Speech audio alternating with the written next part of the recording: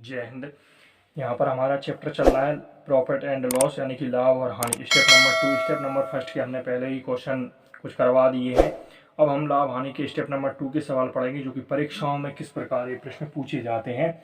तो हमारा जो पहला प्रश्न है जो कि आपको स्क्रीन पर दिख रहा होगा कि एक व्यक्ति 2 कुर्सियाँ 120 रुपये प्रति कुर्सी की दर पर बेचता है। तदनुसार एक कुर्सी पर 20% लाभ कमाता है और दूसरी पर 25% हानि उठाता है। इस प्रकार उस व्यक्ति की कुल हानि कितने रुपए की है। मतलब हानि पूछी है वो भी रुपयों में, परसेंटेज नहीं पूछा है, आपको जो हानि निकालना है। ठीक है, तो हमारा जो हल हुआ वो इस प्रकार हुआ कि हम क्या करेंगे कि एक व्यक्ति 2 कुर्सियां, मतलब एक तो एक कुर्सी है और एक है सेकंड नंबर की, यानी कि 2 कुर्सियां हैं। ठीक है, ए भी कुर्सी है और ए भी कुर्सी, यानी कि 2 कुर्सियां हैं। ठीक है, 120 रुपये की एक कुर्सी हो गई और दूसरी भी 120 रुपये पर बेचता है, यानी कि उसने बेची कितनी, 240 रुपये की बेची। अब ये क्या है, बेचना मतलब विक्रय मूल्य हो गया। ठीक है, यहाँ पर क्या हो गया, विक्रय मूल्य। अब अपन को निकालना है क्रय मूल्य, क्योंकि तभी तो लाभ और हानि निकलेगा। तो अपन क्रय मूल्य के लिए क्या सूत्र लगाएंगे कि क्रय मूल्य बराबर विक्रय मूल्य इंटू 100।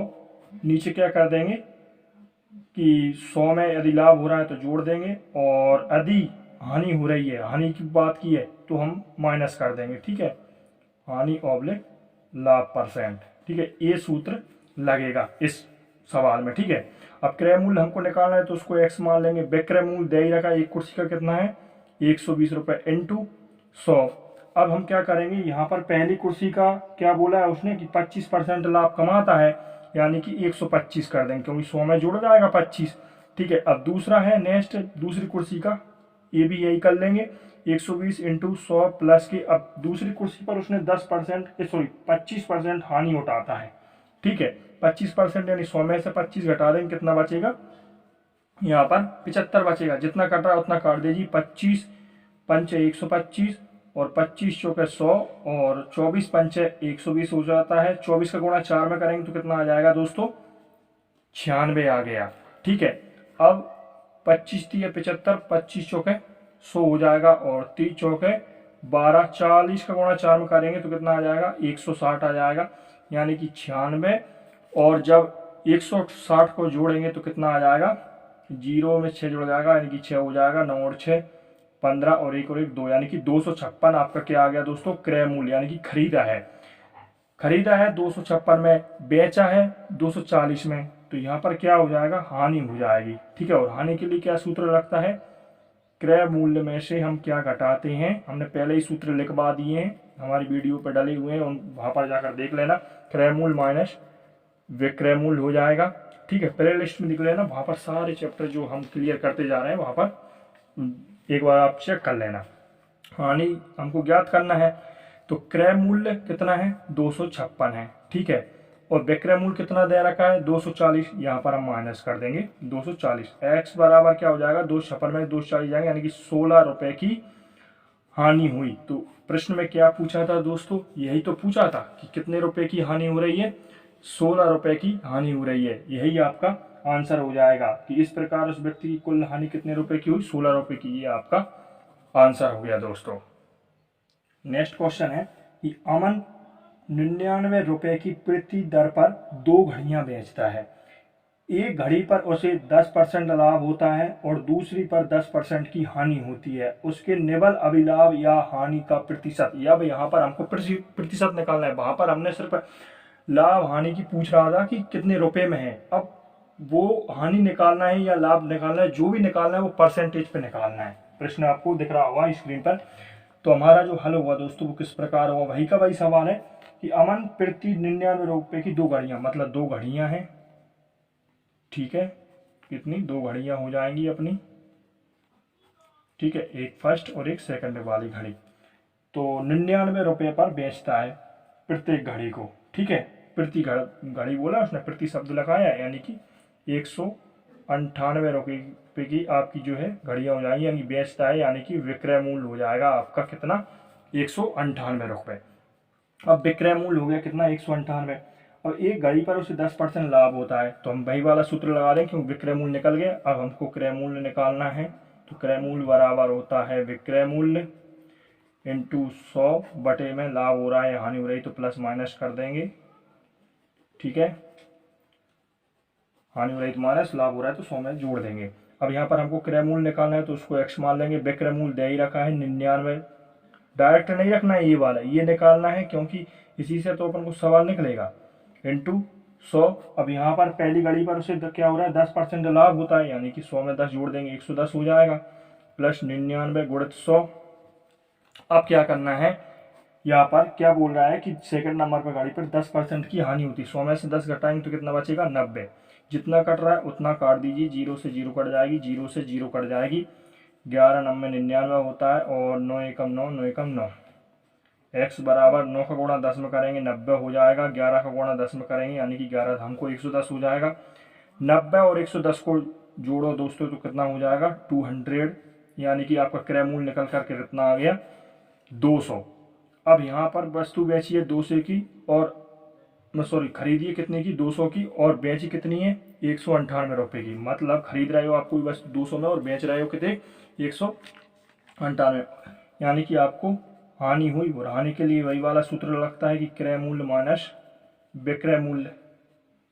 तो आपका यहाँ पर हानि हमको निकालना है, तो क्रय मूल्य कितना है 202 रुपये दे रखा है, और विक्रय मूल्य कितना दे रखा है 198 कर देंगे यहाँ पर हम, ठीक है। अब क्या करेंगे 200 में से 198 घटाएंगे तो यानी कि क्या हो जाएगा दोस्तों, यहाँ पर 2 रुपये आ जाएगा, ठीक है। यानी कि यहाँ पर हानि कितनी आ गई 2 रुपये की आ गई, ठीक है। हानि कितनी आई 2 रुपये की हानि हो गई।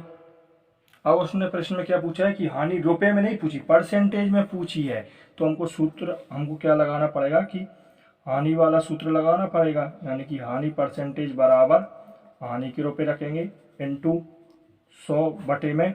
जब भी हानि परसेंट लाभ परसेंट ज्ञात करना होता है तो बटे में हम क्या लिखते हैं क्रय मूल्य लिखते हैं दोस्तों, ठीक है। तो हानि परसेंट हमको निकालना है, हानि के रुपए यहाँ पर 2 रुपये दे रखे हैं, ठीक है, यानी कि 2 कर लेंगे इंटू 100। क्रय मूल्य कितना दे रखा है यहाँ पर देखते हैं, 200 रुपये क्रय मूल्य हमका निकला था, तो हम 200 रुपये क्रय मूल्य रख लेंगे, ठीक है। 2 जीरो से 2 जीरो कट जाएगा, और 2 से 2 एकम 2 एक बार कट जाएगा, यानी कि आपकी हानि आई 1 रुपये की, ठीक है। आपको हानि कितनी हुई परसेंटेज में 1 रुपये की हानि हुई, यही आपका आंसर है। यही प्रश्न पूछा था कि कितने परसेंट हानि हुई या लाभ हुआ, तो 1% की हानि हुई, ये आपका करेक्ट आंसर है।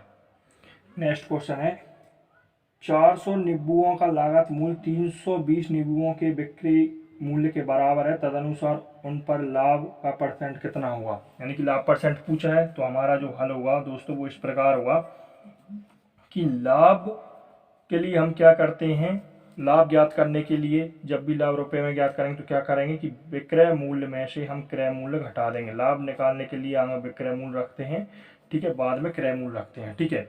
अब यहाँ पर क्या पूछा है उसने कि 400 नींबुओं का लागत मूल्य, ठीक है, 320 नींबुओं के विक्रय मूल्य के बराबर है, यानी कि 400 क्या हो जाएगा विक्रय मूल्य, 300 हो जाएगा 320 रुपये नींबुओं के विक्रय मूल्य के बराबर है। यानी कि लाभ हमको निकालना है, तो 400 में से 320 जाएंगे तो कितना बचेगा 80, यानी कि रुपये आ गया आपका लाभ, 80 रुपये का लाभ हुआ। क्योंकि खरीदी थी 320 में, बेच दिए 400 में, यानी कि 80 रुपये का लाभ हुआ।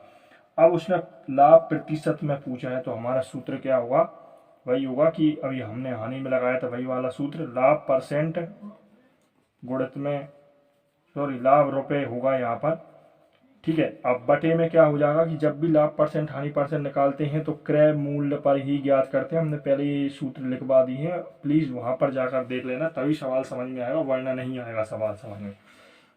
लाभ परसेंट हमको निकालना है, लाभ रुपये के यहाँ पर कितना हो रहा है 80 रुपये का लाभ हो रहा है इंटू 100। अब बटे में क्या रखेंगे क्रय मूल्य कितना दे रखा है 320, इसलिए हम 320 उठा कर रख देंगे यहाँ पर।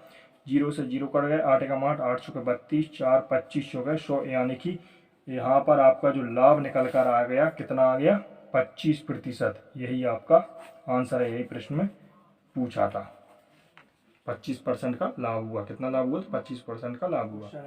कि कुछ वस्तुएं 5 रुपये में 6 के हिसाब से खरीदी गई तथा 6 रुपये के 5 के हिसाब से बेची गई, तो यहाँ पर लाभ हुआ। तो हमारा जो हल होगा वो इस प्रकार होगा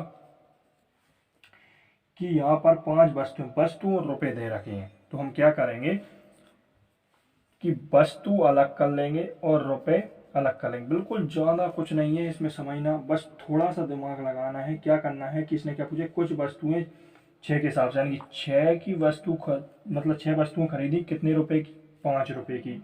नेक्स्ट है कि 6 रुपए की वस्तु खरीदी 5, पहली खरीदी उसने 6 वस्तुएं 5 रुपए की, फिर खरीदी 5 वस्तुएं 6 रुपए की। तो इसमें त्रियक में बस गुणा कर दो, ठीक है, यानी कि छकनक 36 हो जाएगा, ठीक है, और पचम 25 हो जाएगा, ठीक है। इसको माइनस कर देंगे और 25 है इसको नीचे भी लिख लेंगे इंटू 100। बस कुछ नहीं करना है कि 36 में से 25 घटा दो, ठीक है। अब यहाँ पर कैसे पता पड़ेगा कि ये लाभ निकालना है कि हानि, ऐसे निकालना है कि ये संख्या है प्लस की, क्योंकि ये संख्या के आगे कोई सा चिन्ह नहीं है, यानी कि ये प्लस में है, सीधी सी बात है। और ये है माइनस में, प्लस के 36 में से माइनस के 25 जाएंगे तो बताओ प्लस के आएंगे कि माइनस के, तो प्लस की 11 आएंगे। यदि भी माइनस की 11 होते तो फिर हानि आती, प्लस की आएगी निकल कर, तो फिर वो लाभ ही हुआ, ठीक है। 36 में से 25 जाएंगे तो कितना बचेगा, 11 बटे में 25 कर देंगे इंटू 100। 25 एकम 25, 25 चौके 100, यानी कि 11 चौके 44। अब ये 44 क्या है, प्लस में है, तो यानी कि लाभ निकल कर आ गया आपका, ठीक है। यही प्रश्न पूछा था, तो लाभ परसेंट कितना है, तो 44% लाभ हो गया, यही आपका करेक्ट आंसर हो जाएगा। नेक्स्ट क्वेश्चन है इसी प्रकार का क्वेश्चन। रमन 25 रुपये में 20 के भाव में कलमें खरीदता है और उन्हें 18 रुपये में 15 के भाव से बेचता है, तो रमन का प्रतिशत लाभ या हानि ज्ञात कीजिए। तो हमारा जो हल होगा वो इस प्रकार होगा।